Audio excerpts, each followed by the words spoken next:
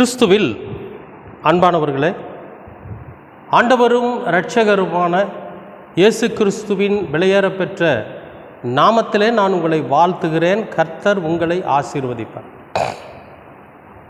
இன்றைய அனுதின உணவிற்காக கர்த்தர் நமக்கு கொடுக்கிற வார்த்தை ஏசாயா 61 அதிகாரம் 7வது வசனம். உன் வெட்கத்திற்கு பதிலாக இரண்டத்தனையாய் பலன் வரும், லட்சைக்கு பதிலாக தங்கள் பாகத்தில் சந்தோஷப்படுவார்கள், அதன் நிமித்தம் தங்கள் தேசத்தில் இரட்டிப்பான சுதந்திரம் அடைவார்கள், நித்திய மகிழ்ச்சி அவர்களுக்கு உண்டாகும். அன்பானவர்களே, நல்ல ஒரு வசனம். இந்த வசனத்தினோட முதல் பகுதியை நாம் எடுத்துக்கிறோம். உங்கள் வெட்கத்துக்கு பதிலாக இரண்டத்தனையாக பலன் வரும். கர்த்தர் நமக்கு இன்றைக்கு கொடுக்குற ஒரு விஷயம் என்னென்னா, உங்களோட வெட்கத்துக்கு பதிலாக இரண்டத்தனையான பலன் வரும். சரி, நாம் எப்போ வெட்கப்பட்டோம் அது வேணும் இல்லையா? எப்போ நாம் வெட்கப்பட்டோம், எதனால் வெட்கப்பட்டோம்? கர்த்தர் நமக்கு சொல்கிறார் ஒரு விஷயம் என்னென்னு, உங்களுடைய வெட்கத்துக்கு பதிலாக இரண்டத்தனையான பலன் வரும் அப்படின்னு சொல்லி சொல்கிறார். இது ஒரு வாக்குத்தத்த வசனமாக நம்ம எடுத்துக்கொள்வோம். ஆனால் நம்ம எப்போ வெட்கப்பட்டோம், எதனால் வெட்கப்பட்டோம், அது நமக்கு தெரியணும் இல்லையா? பிரியமானவர்களே, நாம் இந்த உலகத்தில் உலக பிரகாரமான வாழ்க்கை, ஒரு ஞானம் இல்லாத வாழ்க்கை, ஒரு திட்டமிடுதல் இல்லாத ஒரு வாழ்க்கை, சேமிப்பு இல்லாத ஒரு வாழ்க்கை, இப்படி வாழ்ந்துக்கிட்டு இருந்தோம்னா கண்டிப்பாக நாம் வெட்கப்பட வேண்டிய சூழ்நிலை தான் வரும். உழைக்கணும், கடுமையாக உழைக்கணும், உழைப்பு இல்லாத வாழ்க்கை, சோம்பேறித்தனமான வாழ்க்கை, அப்புறம் பொறுப்பு இல்லாத ஒரு வாழ்க்கை, இதெல்லாம் இருந்துச்சுன்னா நாம் வாழ்க்கையில் வெட்கப்படணும். எப்போ எதனால் வெட்கப்படணும் அப்படிங்கிறது உங்களுக்கு புரிஞ்சிருக்குன்னு நினைக்கிறேன். இப்போ என்னையவே நான் ஒரு உதாரணமாக உங்களுக்கு சொல்கிறேன். நான் வெட்கப்பட்ட நாட்கள் உண்டு. எப்படின்னு கேட்டிங்கன்னா, இந்த ஊழியத்துக்கு வர்றதுக்கு முன்னால் நான் கொஞ்சம் மோட்டார் வாகனத்தில் டிரைவராக இருந்தேன். பொறுப்பு இருக்காது எனக்கு கொஞ்சம் கூட. அப்புறம் வாங்குகிற காசு எல்லாம் அப்பப்போ செலவு பண்ணிடுவேன். இப்படியெல்லாம் இருக்கிறப்ப ஒரு சொந்த பந்தங்கள் மத்தியில் ஒரு விசேஷம் நடக்குதுன்னு வைங்களேன், அப்போ நல்ல ஒரு துணி போட்டுட்டு போகிறதுக்கு எனக்கு முடியாதுன்னா இருக்காது. அந்த நேரத்துக்கு நமக்கு இருக்காது. ஏன்னா நம்ம ஒரு தேவைக்காக வேண்டிய ஒரு சேமிப்பு இருந்துச்சுன்னா நம்ம ஏற்ற காலத்தில் அதை எடுத்து பயன்படுத்த முடியும். ஆனால் ஒரு நல்ல துணி, நல்ல ஒரு ஆடை கூட நம்மக்கிட்ட இருக்காத அளவுக்கு நம்மக்கிட்ட பொறுப்பு இல்லை. அப்போ அந்த இடத்துல நம்ம வெட்கப்பட்டு நிற்கணும்.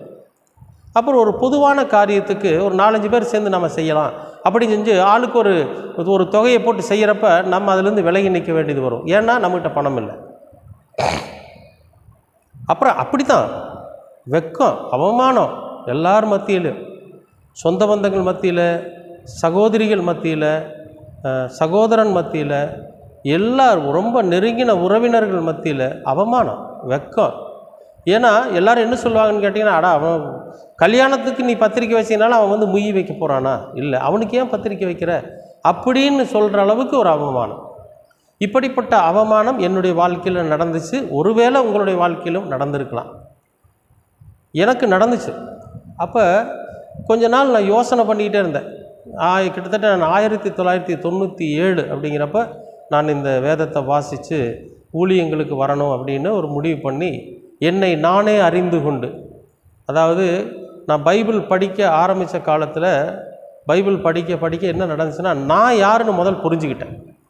இந்த பைபிளை அறிவிக்கிறவர் யார், இது இந்த பைபிள் யாரை பற்றி சொல்லுகிறது அப்படிங்கிறதெல்லாம் இரண்டாம் பட்சமாக இருந்துச்சு. முதல் இந்த வேதத்தை நாம் வாசிக்கிறப்ப நாம் யார் அப்படிங்கிறத இந்த வேதம் நமக்கு உணர்த்தும். நான் யார், எதனால் நான் இப்படி அவமானப்படுறேன், என்ன காரணத்தினால நான் இப்படி வாழ்ந்துகிட்டு இருக்கிறேன் அப்படிங்கிற அந்த விஷயத்தை நான் அறிந்து கொண்டேன். அப்போ நீங்களும் வேதத்தை வாசிக்க முதல் உங்களை நீங்கள் அறிந்து கொள்ள வேண்டும். நான் யார், நீ யார், எதனால் நம்முடைய வாழ்க்கையில் இப்படி நடக்குதுங்கிற விஷயத்தை நமக்கு மிகவும் தெளிவுபடுத்துகிற ஒரு விஷயந்தான் இந்த வேத வாசிப்பு. அப்போ இந்த வேதத்தை வாசிக்க எனக்கு தெரிஞ்சது, நான் என்னென்ன தவறு பண்ணிகிட்டு இருக்கிறேன், நான் எப்படியெல்லாம் வாழ்ந்துக்கிட்டு இருக்கிறேன், என்னுடைய வாழ்க்கை எப்படி இருக்குது, எதனால் நான் இப்படி வெட்கப்படுறேன், அவமானப்படுறேன், எதனால் நான் இப்போ கூனி குறுகி நிற்கிறேங்கிறத எனக்கு இந்த வேதம் ஒவ்வொரு நாளும் அறிவுறுத்திட்டே இருக்கு. கடவுள் ஞானத்தை கொடுக்குறாரு. அந்த ஞானத்தின் வாயிலாக நம்ம உணர்ந்துக்கிட்டோம். அப்போ இனிமேல் அந்த காரியத்தை செய்யக்கூடாது. அப்போ நம்முடைய வாழ்க்கையில் உழைப்பு இருக்கணும், கடினமாக உழைக்கணும், கடினமாக சம்பாதிக்கணும், அதை சேமித்து வைக்கணும், தேவைகளை நம்ம பூர்த்தி பண்ணணும் அப்படிங்கிற அந்த உணர்வு நமக்குள்ளே வருது. இந்த உலகத்தில் உழைப்பு, வேலைக்கு போகாமல் ஒரு மனுஷன் வாழவே முடியாது. அதாவது என்னமோ சொல்லுவாங்க, சம்பளம் தான் புருஷ லட்சணம் அப்படிம்பாங்க. அப்போ ஒரு மனிதன் கடினமாக உழைத்து சம்பாதித்து சேமித்து வைத்து ஏற்ற காலத்தில் அந்த சேமிப்பை செலவிடுகிற போது தான் அவன் என்ன பண்ணுறான்னு கேட்டிங்கன்னா மகிழ்ச்சி அடைகிறான்.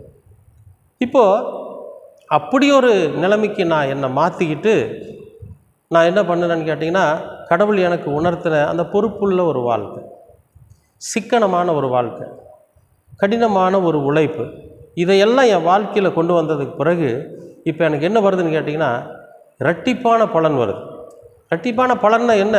எந்த இடத்துல நான் அவமானத்தையும் நிந்தையும் கேவலத்தையும் அனுபவித்தேனோ அதே இடத்துல இப்போ என்னை கூப்பிடுறாங்க. எதுக்கு பிரதர் வாங்க, நீங்கள் ஒரு ப்ரேயர் பண்ணுங்கள், எனக்காக ப்ரேயர் பண்ணிக்கிங்க. எங்கள் வீட்டு பக்கத்தில் ஒரு சகோதரி இருந்தாங்க. அவங்க ஒரு நாள் என் கை ரெண்டையும் பிடிச்சிட்டு அழுகுறாங்க. நான் என்னமோ நினச்சி உன்னையெல்லாம் அவமானப்படுத்தினேன், என்னமோ நினச்சி உன்னை நான் ரொம்ப வெட்கப்படுத்தினேன், மற்றவர்களிடத்திலும் உன்னை பற்றி கேவலமாக பேசினேன். ஆனால் இன்றைக்கு நீ ஒரு வேதத்தை குறித்து பேசக்கூடிய உன்னுடைய வார்த்தைகள் என்னை ரொம்ப பாதிச்சிருச்சுன்னு சொல்லி அந்த அம்மா 2 கரங்களை பிடிச்சி அழுதாங்க. அப்போ இரட்டிப்பான பலன் கண்டிப்பாக கர்த்தர் உங்களுக்கு தருவார். எனக்கு கொடுத்த கர்த்தர் உங்களுக்கும் தருவார். அதுக்கு நீங்கள் செய்ய வேண்டியதெல்லாம் என்னன்னு கேட்டிங்கன்னா, இந்த வேதத்தை வாசிக்கிற போது வேதம் எதை உணர்த்துகிறது என்பதை கூர்ந்து கவனிக்கணும். நம்ம பைபிள் படிக்கிறப்போ அல்லது வேத வசனங்களை கேட்குறப்போ அல்லது ஏதாவது ஒரு ஊழியக்காரரோ அல்லது கடவுளோட பிள்ளைகள் கடவுளுடைய வார்த்தையை குறித்து பேசுகிற போது நமக்கு நம்முடைய வாழ்க்கையில் என்ன நடந்தது, எதை அந்த வார்த்தைகள் உணர்த்துகிறது அப்படிங்கிறத நம்ம யோசிக்கணும்.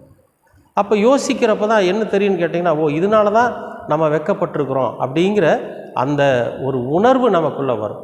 அன்பானவர்களே, அப்படி வருகிற போது நாம் என்ன பண்ணுவோம், நம்மை நாமே மாற்றிக்கொள்ளணும்.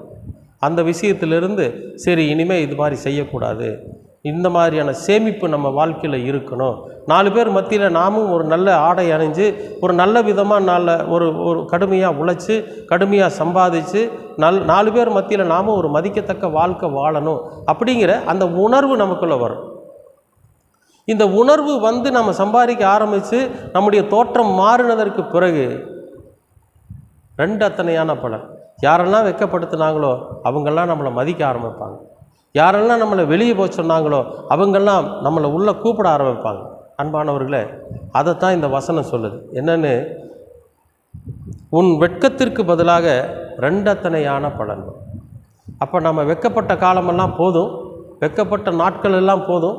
எதனால் வெட்கப்பட்டங்கிறத நம்ம உணர்கிறோம்.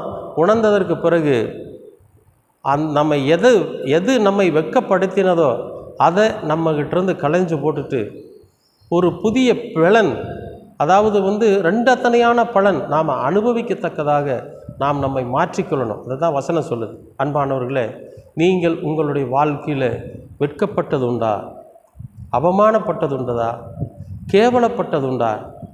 கர்த்தர் 2 அத்தனையான பலன் உங்களுக்கு தரப்போகிறார். எப்போ தெரியுமா? எதனால் நீங்கள் வெட்கப்பட்டீங்க, எதனால் நீங்கள் அவமானப்படுத்தப்பட்டீங்க, எதனால் நீங்கள் கேவலமான ஒரு நிலைமைக்கு போனீங்கிறத முதல் நீங்கள் உணர்ந்து கொள்ளுங்கள். அதற்கு பிறகு நீங்கள் கடுமையாக உழைக்க ஆரம்பிங்க, கடவுளுக்கு பயந்து நடக்க ஆரம்பிங்க, ஒரு நல்ல மனிதனாக மாறுங்க, நல்ல மனித நேயத்தோடு வாழ கற்றுக்கொள்ளுங்க. இந்த உலகம் உங்களுக்கு 2 அத்தனையான பலனை கொடுக்கும். நிச்சயமாகவே வசனம் பொய் சொல்லாது, கடவுளுடைய வார்த்தைகள் வீண் போகாது. அது எப்பொழுதுமே நமக்கு நன்மையானதை தரும். நீங்களும் 2 அத்தனையான பலனை அடைவீர்கள். கர்த்தர் உங்களை ஆசீர்வதிப்பார். அன்பின் பரலோக பிதாவே, அருமையான நல்ல இந்த அனுதின உணவிற்காக நன்றி. இந்த நாளை ஆசீர்வதித்து கொடுத்திருக்கிறீர், அதற்காகவும் நன்றி.